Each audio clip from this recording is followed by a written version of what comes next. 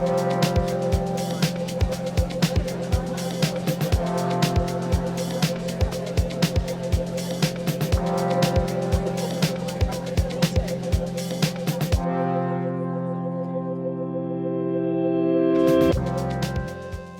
après 2025, c'est l'année du retour du Pakistan dans le monde, hein. Le Pakistan était tout de même, particulièrement isolé. Il avait acquis une image particulièrement, négative. Ça remonte évidemment aux attentats du 11 septembre lorsque est le lieu, sinon de départ, le point de départ en tout cas, le parrain, d'Al-Qaïda et on peut dire que pendant 20 ans, le Pakistan a vécu avec cette image. Là, on le voit revenir au premier plan pour plusieurs raisons, mais l'une d'entre elles, c'est tout de même, le conflit, du mois de mai dernier avec l'Inde. 4 jours, une mini-guerre que les Indiens déclenchent en réponse à un attentat au Cachemire qu'ils attribuent aux Pakistanais, sans pouvoir produire la moindre preuve, mais c'est fort crédible. Et cette guerre, elle, tourne, en tout cas au début, à l'avantage des Pakistanais grâce, au soutien chinois. Alors un soutien qui vient d'abord, de l'équipement militaire dont les Chinois font bénéficier les Pakistanais, hein. Ce sont, des missiles notamment, mais des avions de chasse, surtout, heu, qui sont, en mesure, de répondre, aux armes indiennes, y compris les Rafales, puisque dans cette affaire, un Rafale, sans doute plus qu'un Rafale, mais au moins un Rafale, a été, atteint et mis en état hors d'état de nuire et d'autre part, la Chine a aidé, le Pakistan, en lui donnant, les informations satellitaires notamment, qui ont aidé le pays à faire très bonne figure. Alors, les journées qui ont suivi ont été beaucoup moins favorables, au Pakistan, mais l'image qui en est restée et qui vient d'ailleurs d'être reflétée dans un rapport du Congrès américain tout récent, c'est que le Pakistan, eh bien, c'est une puissance avec laquelle il faut compter. Alors, c'est une chose que le Pakistan doit à la Chine, mais c'est une chose qu'il doit aussi au président américain. Parce que, Donald Trump, dans la foulée, heu, d'abord se prévaut d'avoir mis fin à cette guerre et il l'a répété 61 fois à ce jour, qu'il avait mis fin à cette guerre, ce que les Indiens continuent de nier. Mais, il est, très porté, sur le Pakistan pour des raisons privées d'ailleurs, hein. Son fils est impliqué dans des, accords, de crypto-monnaie avec les Pakistanais. Pour des raisons économiques, c'est des terres rares sur lesquelles il lorgne et puis parce que, ben, c'est le prestige de l'uniforme. Il trouve que le chef de l'armée pakistanaise, c'est un homme avec lequel, on peut dealer et dealer, c'est la chose qu'il fait le mieux. Donc voilà, comment est-ce qu'on a remis le Pakistan dans le jeu et la Chine et les États-Unis, du coup, ben, roulent contre l'Inde. En tout cas, l'Inde se trouve un peu, mise en difficulté dans ce contexte, notamment des effets stratégèques.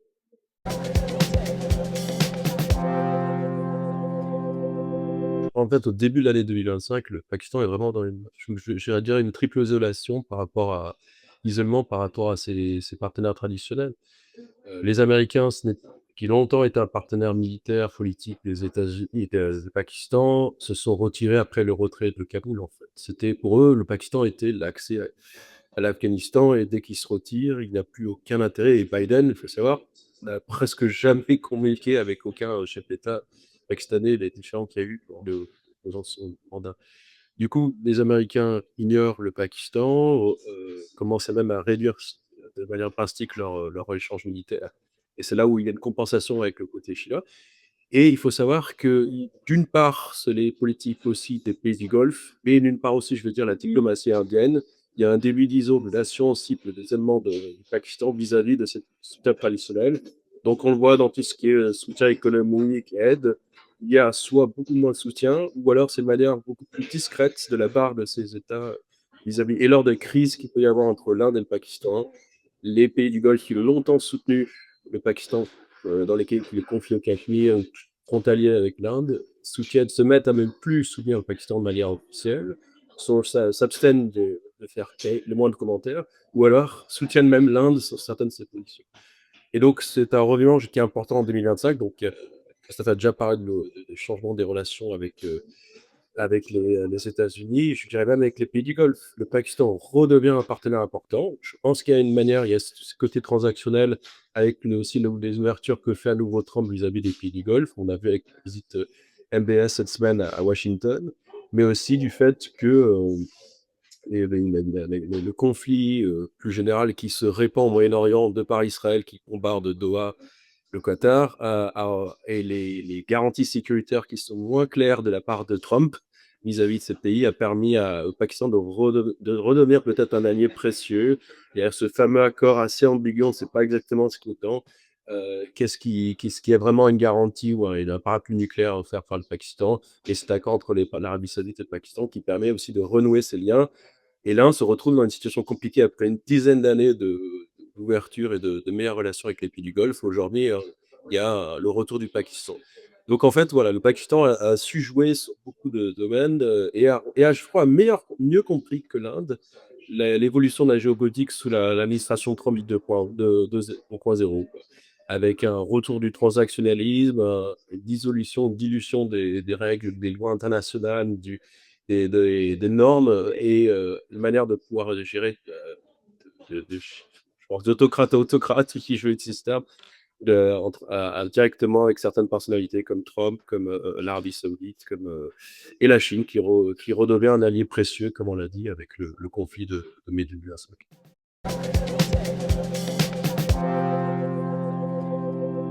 Et en fait, c'est une bonne façon de revisiter, ce que vient de dire, Nicolas, la posture indienne que Jaishankar a baptisé, le plurilatéralisme, hein. Le ministre des Affaires étrangères depuis 2019, Jaishankar, a donné un mot, un néologisme à la diplomatie indienne qui, fait suite à ce qu'on appelait aussi le multi-alignement. Enfin bon, tout ça reflète la même idée. L'idée étant qu'on ne prend pas parti, on cherche à maximiser son intérêt en ayant des relations bilatérales les plus, constructives possibles, avec des pays qui, eux, ne se parlent pas. Donc, l'Inde avait cette capacité assez unique, hein, quand même à être, proche de la Russie et des États-Unis, de l'Arabie Saoudite et d'Israël et de l'Iran. Bon, aucun autre pays ne pouvait faire ça. C'est tout de même plus difficile depuis alors que la guerre est de retour. Parce qu'à mes yeux, le plurilatéralisme, c'est pas quelque chose de facile dans un monde polarisé. La guerre en Ukraine a été quand même un défi pour les Indiens. Comment rester à la fois proche des Américains, des Européens et des Russes Et de l'Ukraine. et de l'Ukraine, dont ils étaient effectivement proches. Il y a beaucoup d'étudiants en Ukraine. Quand la guerre a éclaté, ils ont été rapatriés. Comment faire ça? Et c'est un grand écart qui est en fait intenable. Ils ont dû, ils ont dû prendre parti. Alors, prendre parti, ça veut dire quoi aujourd'hui? Ça veut dire admettre qu'on arrête d'acheter du pétrole russe parce que les Américains le demandent.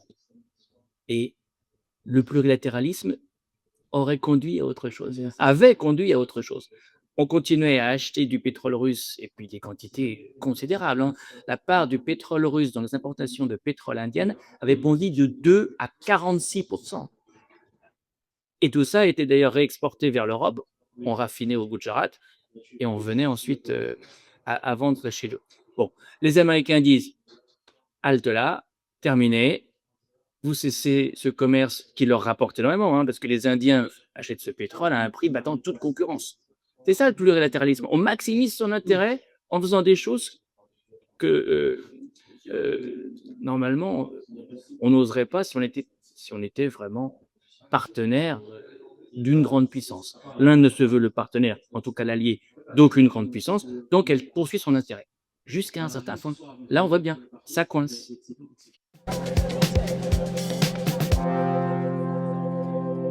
Longtemps, l'Inde a cru qu'elle pouvait être à la fois l'amie des Palestiniens, des Arabes en général, et l'amie d'Israël.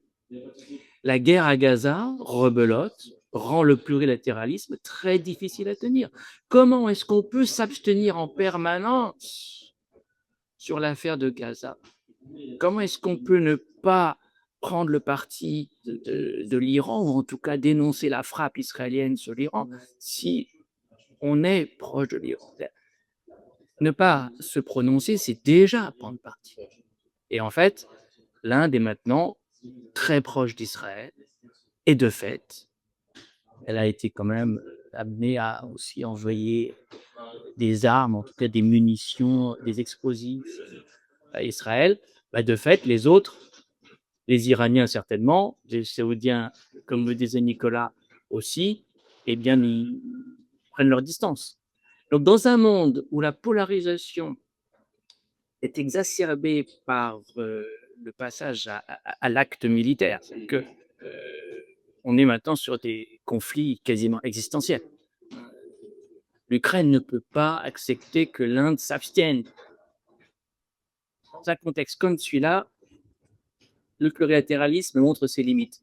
Et je termine là-dessus, mais c'est aussi le reflet ben, du peu d'autonomie stratégique dont l'Inde dispose. Parce que quand les États-Unis lui disent de faire ceci et pas autre chose, elle n'a pas le choix. D'où viennent les grands contrats, d'où viennent les grandes coopérations? De là. Et donc, c'est aussi parce que ce pays a une économie qui n'a pas les reins très solides, dépend beaucoup quand même de grandes puissances pour quantité de choses. C'est là où l'interaction entre l'international et l'intérieur est absolument évidente. On ne peut pas être une puissance qui jouit d'une autonomie stratégique si on n'a pas des ressources économiques, intellectuelles, financières, politiques, militaires. L'Inde continue à importer l'essentiel de ses armes. Le Pakistan a toujours fait partie, alors ils ont essayé au tout début de leur existence, leur projet post-colonial, c'était de se lier avec certaines causes du Moyen-Orient, notamment ils ont essayé de créer une internationale islamique, avec le premier congrès de Karachi, mais ils ont très vite été poussés dans la guerre froide à s'aligner avec le bloc américain dans une série le pacte de Bagdad, les différentes alliances au Moyen-Orient, qui étaient plutôt au Moyen-Orient que dans l'Asie.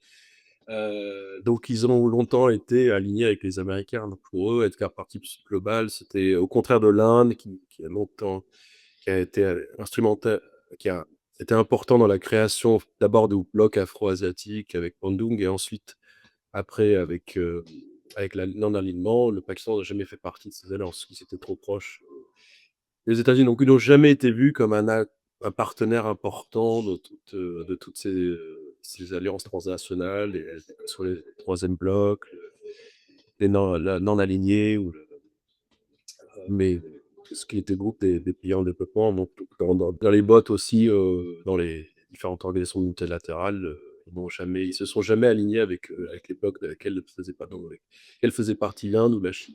Donc pour moi, c'est normal. Alors de temps en temps, il y a des fois des déclarations de soutien. Alors on a vu Private on sait qu'il y avait des critiques, c'était un des rares pays à critiquer les bombardements des installations nucléaires en Iran, mais tout en qualifiant très rapidement que la bombe nucléaire pakistanaise ne serait pas utilisée comme un élément de dissuasion par rapport aux attaques israéliennes ou américaines. Ce qui avait été un malentendu à un moment donné avec une déclaration du côté iranien. Donc voilà, donc faut que le Pakistan va jouer, par exemple, pour l'organisation de la coopération islamique, des fois, hein, que le Pakistan va essayer de se présenter comme un soutien de cette organisation, mais c'est peut-être le rare alignement multilatéral qu'ils feront et le reste du temps, ce sera plutôt en solidarité avec les Américains et la position chinoise ou américaine dans cette région.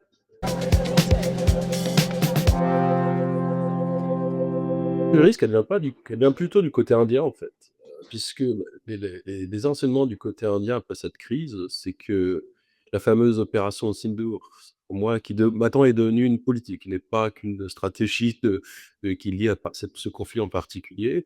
Donc toute action, terroriste pourrait entraîner une représailles non seulement contre un groupe terroriste, que ce serait au Cachemire indien ou dans le Cachemire pakistanais ou au-delà, dans d'autres positions, plus, dans le territoire souverain pakistanais.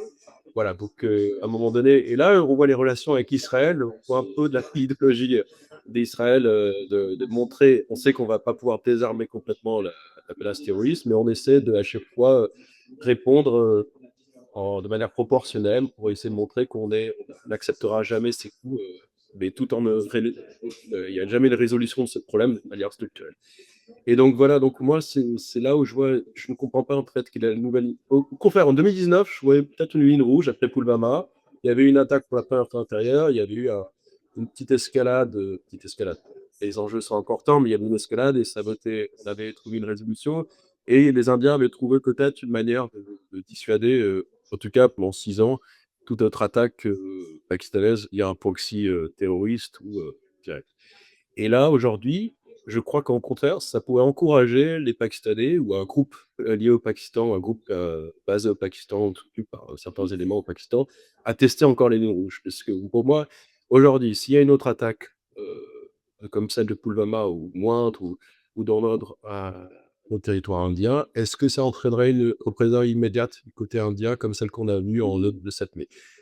Toutes les questions sont encore ouvertes je crois que le premier ministre Modi s'est mis dans une situation très compliquée en faisant cette déclaration publique.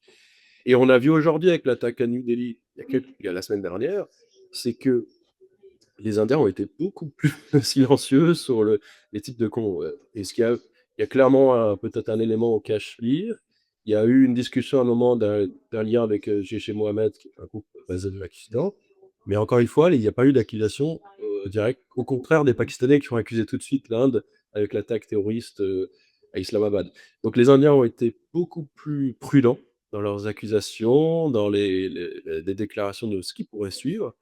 Et ils ont été même c'est ce qui était très intéressant, je ne sais pas si vous avez remarqué cette déclaration de Marco Rubio, donc le secrétaire d'État américain, le ministre des Affaires étrangères américain, qui dit que l'Inde doit être, cette fois, l'Inde qui doit être reconnue pour avoir été plus prudente et avoir été, ne pas avoir voulu lancer l'escalade dans cette situation, au contraire de ce qui s'est passé en mai. Donc je pense que les Indiens ont appris un petit peu et ont évolué un peu leur doctrine, mais encore, ce qui est officiellement dit en la fin mai de 2025, c'est que l'opération Condor est la nouvelle politique, on n'en acceptera aucune attaque terroriste et il y aura toujours une possibilité de ces représailles comme celle qu'on a vue le 7 mai. Donc voilà, la situation est pour moi moins claire que celle qu'on avait vue en février 2019. Effectivement, le risque, comme le dit Nicolas, c'est d'être prisonnier d'une doctrine et une doctrine qui effectivement est imitée d'Israël, hein. En 2016, lorsque pour la première fois on répond à un attentat islamiste côté indien par ce qu'on appelle une frappe chirurgicale, Modi dit: «Les Israéliens l'ont fait, nous avons montré que nous savons le faire aussi». Oui, sauf que s'attaquer au Pakistan, c'est pas comme s'attaquer au Hamas. Et donc, on refait en 2019 la même chose en montant d'un cran, parce qu'à chaque fois qu'il y a un attentat terroriste, il faut monter d'un cran, sinon on répond de la même manière et bah, par définition, ça n'aura pas d'effet, la fois qu'on l'a fait. La fois d'avant. Et avec des bombes israéliennes. Ils ont bombardé à la côte. Ouais. Et alors, le dernier moment en date, pour l'instant, épisode en date, c'est le mois de mai dernier, où cette fois, la riposte est beaucoup plus forte, parce que ce sont 7 cibles qui sont visées et nombre d'entre elles, en tout cas 2 d'entre elles, sur des territoires pendjabis, très loin dans le territoire pakistanais. L'une de ces frappes atteignant, semble-t-il, un site nucléaire pakistanais. En tout cas, La proximité. c'est ce qui va décider la Maison Blanche, en pleine nuit, à intervenir pour dire: «Là, attention, on est sur la ligne rouge, on est sur, le risque nucléaire» que, tu évoquais. Effectivement, là, on était sur quelque chose qui relève de l'escalade distancielle.